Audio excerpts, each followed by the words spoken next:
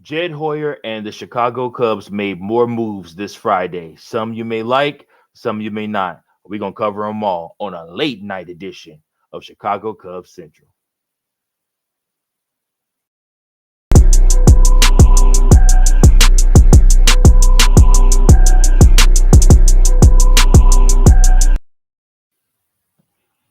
What's going on, everybody? It's your boy Mike Jones back with another episode of Chicago Cubs Central. This is a late night edition. I told you guys I kind of like these late night edition things that we do. Obviously, appreciate everybody that's tuning in and watching.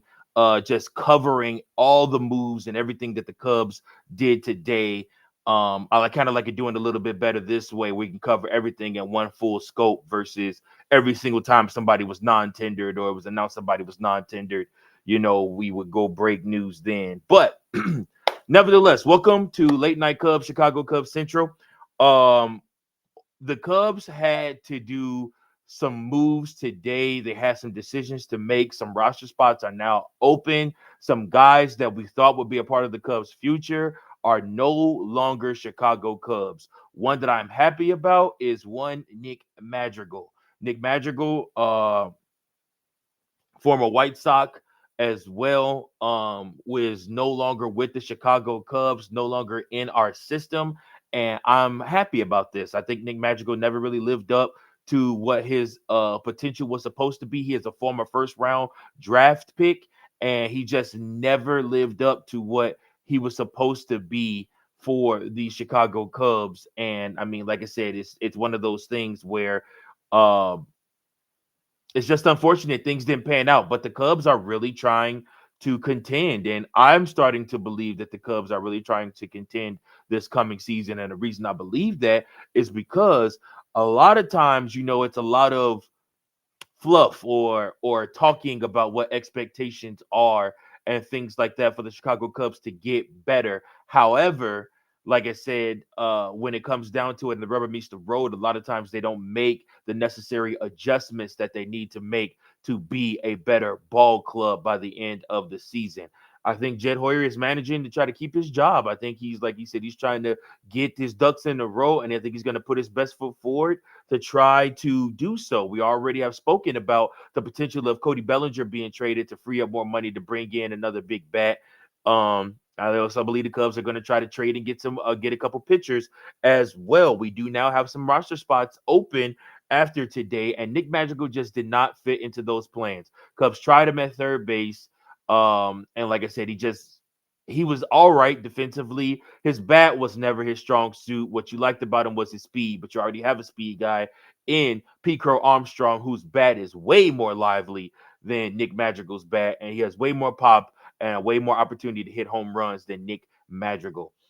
Um, Again, and his glove over at third base was all right. It was serviceable. I mean, it wasn't the best, but you have Isaac Paredes holding down that third base spot for the Cubs after being tendered a contract today. So, the Chicago Cubs announced the following roster moves in conjunction with today's deadline to tender non-tender 2025 contracts for unsigned players on their 40-man roster.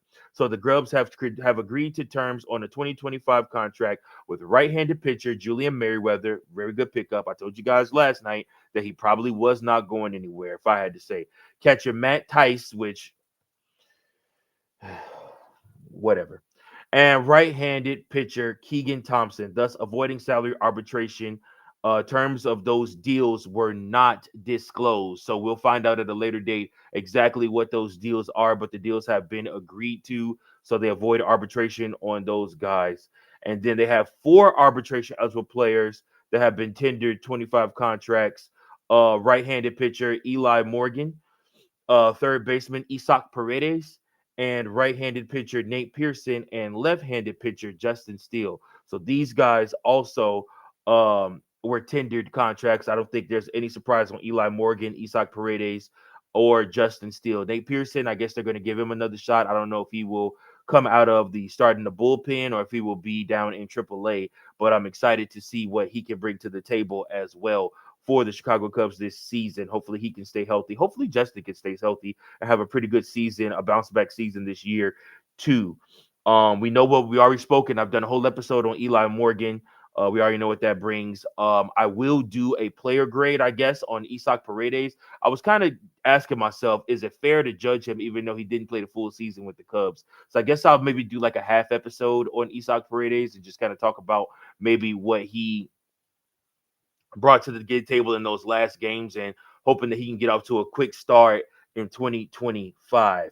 The Cubs have non-tendered six players. Right-handed pitcher Albert Alzolay did a whole episode on that. Outfielder Brennan Davis, it was time for him to go, couldn't stay healthy. Infielder Nick Madrigal, right-handed pitcher Trey Winginter, and infielder Patrick Wisdom. And then the biggest shocker, the one that I said that the Cubs needed to keep, was one Mike Tauchman. Mike Tauchman is now a free agent in the major leagues, and Mike Tauchman for me was probably the biggest surprise or shocker. I mean, I guess a lot of pundits are saying that it could have went either way with Mike Tauchman just because you have so much depth out there in the outfield. I mean, like I said, if you aren't able to trade Cody, you have Seiya Suzuki, you have Pico Armstrong, you have Ian Happ. Like I said, you have enough pieces in the outfield already, and that's not even include guys from AAA or Owen Casey. So, like I said, you're looking at right now that the Cubs have enough pieces there that they don't necessarily need to have Mike Tauchman. But Mike Tauchman to me represented what you want from a ball player, somebody that was able to come in and give you what you needed on a game to game basis, whether that was you needed great defense. I remember him catching robbing the Cardinals of a walk off home run. Um, with snagging that ball and saving the game in 2023. I remember that moment. I remember, like I said, so many great plays where he just made so many good defensive plays for the Cubs. And then, of course, his bat. Like I said, he got some pop in the bat. He can hit home runs. Like I said, he could drive in runs. There was also this last season where he hit the walk off against the Cardinals. Like I said, it was really great having Mike Tauchman a part of this team. I think he's a great ball player.